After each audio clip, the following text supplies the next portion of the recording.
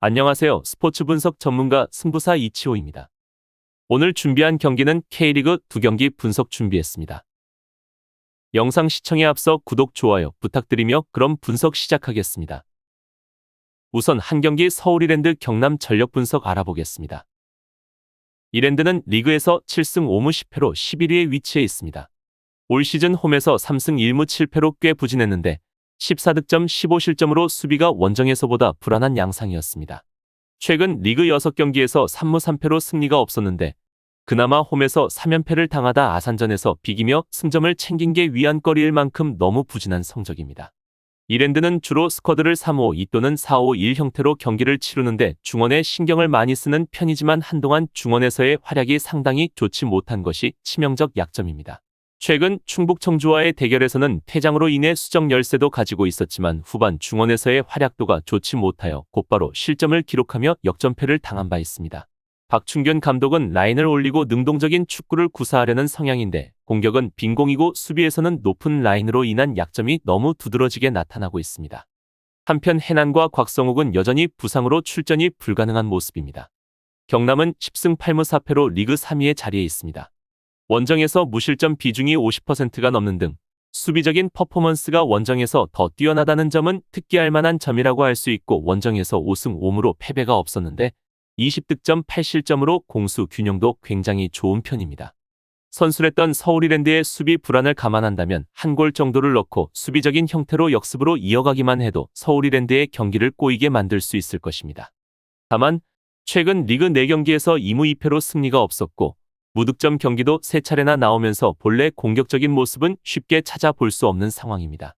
이 가운데 홈 경기가 3번이나 됐지만 부진이 길어지면서 선두 경쟁에서도 한 발 물러난 모양새입니다. 기존 부상자 이광선과 정현욱 외의 골잡이 모재현까지 부상으로 이탈해 정상적인 공격 전개가 어려워진 점이 걱정거리인 경남입니다. 결론을 말씀드리면 최근 10차례 리그 맞대결에서는 이랜드가 4승 4무 2패로 우위를 보였습니다. 올 시즌 첫 리그 맞대결 역시 이랜드가 원정 경기임에도 2대1 승리를 챙겼습니다. 역대 홈에서 열린 경남과의 리그 경기에서도 5승 3무 3패로 살짝 앞서 있는 모습입니다. 다만 올 시즌 이랜드가 홈에서 유독 약세를 보였고 홈에서 승리도 대부분 하위권 팀들을 상대로 거둔 것이라는 점을 감안해야 합니다. 이번 경기는 양팀의 득점이 가능해 보이며 다득점의 양상 속 이랜드의 근소한 우세가 예상되는 경기입니다. 다음으로 2경기 김천 상무 성남 경기 전력 분석 알아보겠습니다. 김천은 리그에서 13승 3무 6패로 선두를 질주하고 있습니다. 김천 상무는 올 시즌 예상과 크게 다르지 않게 전반기를 1위로 마치면서 자동 승격 가능성을 크게 높이고 있습니다. 일단 성남FC에 비해서는 중원에서 안정적인 전력을 구가하는 편이고 때문에 경기력에서 크게 흔들리는 경우는 많지 않은 편입니다. 물론 지난 경기에서는 상대 감독의 용병술에 당하면서 일격을 당하기는 했지만 성남FC와 비교하면 선수단의 질이나 기복면에서 우위에 서 있습니다. 올 시즌 홈에서 6승 2무 2패를 거뒀는데 18득점 12실점으로 공수 균형도 나쁘지 않은 모습입니다. 특히 최근 4차례 홈 경기에서 모두 다득점 양상 속 전승을 거둘 정도로 기세가 좋았습니다.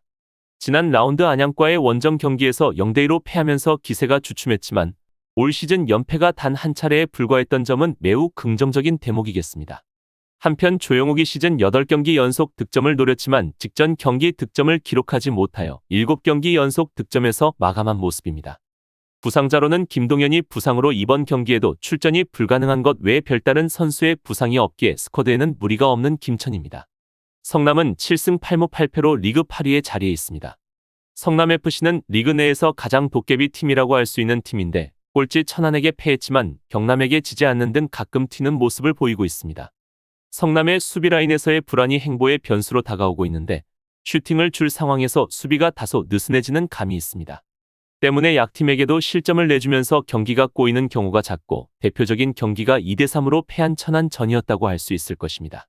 올 시즌 원정에서 3승 3무 4패를 기록했는데 홈에서와 비슷한 공수 균형을 보였습니다. 지난 라운드 전남과의 홈 경기에서 2대1 승리를 거두면서 반등의 기미를 보였지만 올 시즌 연승이 단 한 차례도 없었다는 점은 걱정거리입니다. 올 시즌 상위권 팀들과의 경기에서 1승 5무 5패로 유독 고전했던 점도 불안 요소이며 공격수 듀오 심동훈과 이종호가 여전히 부상으로 출전이 어려운 점 역시 악재인 성남입니다. 결론을 말씀드리면 최근 7차례 맞대결에서는 김천이 2승 5무로 패배가 없었습니다. 다만 김천 홈에서 열린 경기에서는 90분 안에 승부가 갈린 경우가 단 한 차례도 없었습니다.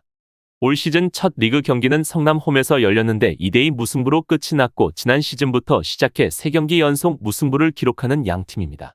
하지만 최근 김천의 성적이 워낙 좋았던 데다가 선두에 올라있어 기세 역시 나쁘지 않다는 점을 확인해야 합니다.